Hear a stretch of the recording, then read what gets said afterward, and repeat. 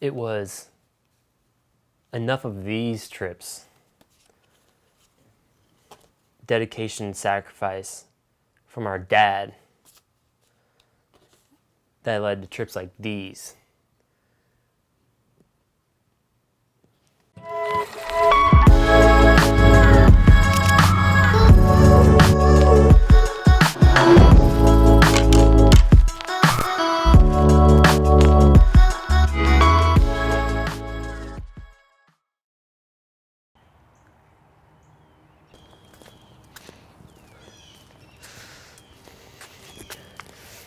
Today's video covers a very important but difficult subject matter.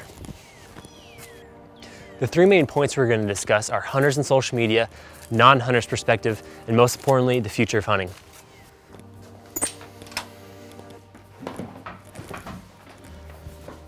While at ATA, there's a social summit put on by ATA and the hunting public.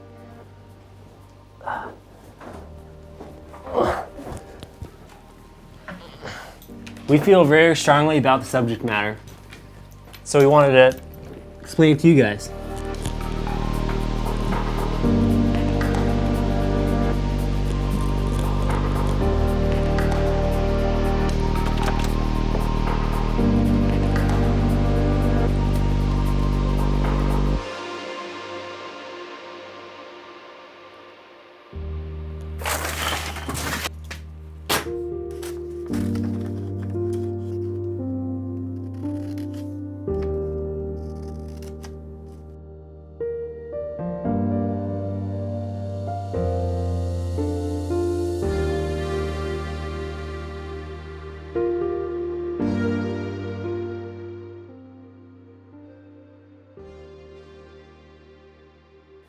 It's important to understand that the main reason Nate and I are making this video is because of how much we love hunting and how we want to see it in the future. Starting with our first main point, social media. The greatest thing about hunters is that we love to tell stories. We love sharing our harvest, kill stories, and we've decided we're going to put those in our stories and less on our feed. The more gory images and like kind of the trophy shots, we still love seeing those images, but we're going to put those more in our stories and lead off maybe with like, hey, like we're gonna tell the in-depth story here. We're gonna show some more sensitive images perhaps that us hunters are used to and we love seeing, but maybe non-hunters don't wanna see that, and we don't wanna push that on them. Other people besides hunters might be seeing our page and deciding how they view hunting. The hunting industry is surviving off of killing, which we accept, we understand that, but a lot of non-hunters, people who don't accept hunting or understand hunting, they don't get that. So we need to help them understand that. It's really important that we show respect for the animal. That's something that everybody understands. You can look at one photo that's disrespectful and one photo that's respectful, and it's just a huge difference. So on our feed, we still want to show what we're doing, and if we kill an animal, we still want to portray that somehow, but we just want to show it with respect. Non-hunters don't understand the story behind the image. Maybe it was a 6-7 half-mile pack-in to get to this spot to kill this animal and how it's going to feed our families. They don't always understand that.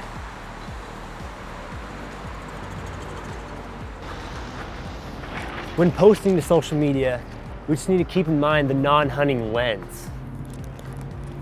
This is probably one of the biggest points that I'd like to make. So often I see hunters beating down other hunters on social media. There's just no need for that.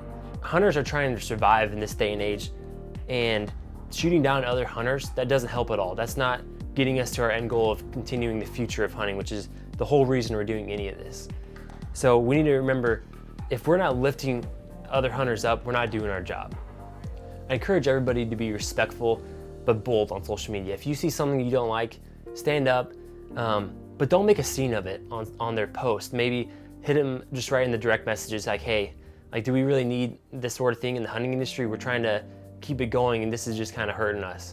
So just be respectful with that, but definitely take a stance if you're seeing something on social media that isn't respectful. Like, making this video isn't gonna just eliminate all the trolls on social media. We understand that's part of it, but for hunters that just beat down other hunters, I think that's something that really needs to change if we want to continue the future of hunting. public land, private land, compound bow, crossbow, gun, bow. There's so many different groups of hunting, which camo you wear. Let's just not look at those things as important topics because they're not, it doesn't matter. Let's just focus on, hey, these people are hunting, I'm hunting, we're a minority and we need to stick together. Our next one is non-hunter's perspective. This is kind of a tricky category. The sub-points are patience, the fence sitters, and hunting for food. Now, we just need to have respect for non-hunters. They don't understand, they're not seeing through the lens that we are. It relates so well with the last point of social media. We need to be patient with them. If maybe they don't understand or they're giving us a hard time for things, we need to be patient and still respectful, because that instance is gonna stick in their brain and that's how they're gonna view hunters. So if we're negative towards them, if we're violent or mean, that's not helping us get the future of hunting in the future. My next topic is fence sitters, which relates for hunting for food. The majority of non-hunters, or just people that don't hunt, accept hunting for food. Now, fence sitters, this category gets on social media quite a bit, and why I bring up posting on our stories and the gory images. If we post on social media something gory, like a very bloody shot or something of an animal that we've killed, hunters don't mind seeing that, and we're used to it. But non-hunter, that could sway a non-hunter and automatically turn hunting negative in their mind. That is not what we want. That scares me to think that we could lose non-hunters that quick just from one social media post. Vice versa, when we post a very respectful picture of an animal we killed and explain what we're doing, explain how much we love these animals, that could motivate a fence sitter to check us out, to look into hunting and be like, wow, these guys, this completely changes my mindset of what I thought hunters were. That's got to be the goal for us on social media. My last point is hunting for food. People don't accept trophy hunting near as much as they do hunting for food. Now, non-hunters might see trophies differently than we do, and I know they do. Maybe the big Kansas buck that Nate and I both shot this last fall, they see as trophies. Now, when we don't see it that way. We see it as hunting for food and an awesome experience and the respect for that animal. It's important that we kind of relay it that way. Of course, this goes back to the social media. If we do a better job at explaining the reason we're hunting instead of just a big trophy pick with a score, I think that'll do a lot for us for the future of hunting and where we're gonna be in 10, 20 years. Now, the last point is the most important one, and that's the future of hunting. That's the entire reason we're making this video. That's the entire reason we had the ATA Summit. That's what we all care about, that's what we need. I care about what my grandkids can do, and that's the reason I'm making this video. This is a difficult topic as well. Hunters are so stuck in their ways sometimes that it definitely hurts us. And the 3 sub points that I have here are sacrifice, dedication, and generations. It takes sacrifice to take people out in the woods. As much as you want to sit November 10th, November 8th, whatever your day is, by yourself in the whitetail woods, it's great for ourselves, but it's not doing anything for the future of hunting. It's really easy to get trapped in the selfishness of hunting. We have definitely done that before. It's just important to understand that without sacrifice of hunters before us, hunting would be gone already. QDMA is a great example. They sacrifice their time. They're doing field to fork events. They're taking new hunters out. They're really doing great things. That leads into the second point of dedication. If parents around the world, and especially in the United States, had the same dedication to getting their son or daughter into the woods like they do for a sport, then we wouldn't have this discussion of the future of hunting. We need parents and uncles, aunts, whatever it is, to help get their son or daughter, niece, nephew out in the woods. Now, the biggest point here is the future of hunting and the generations to come.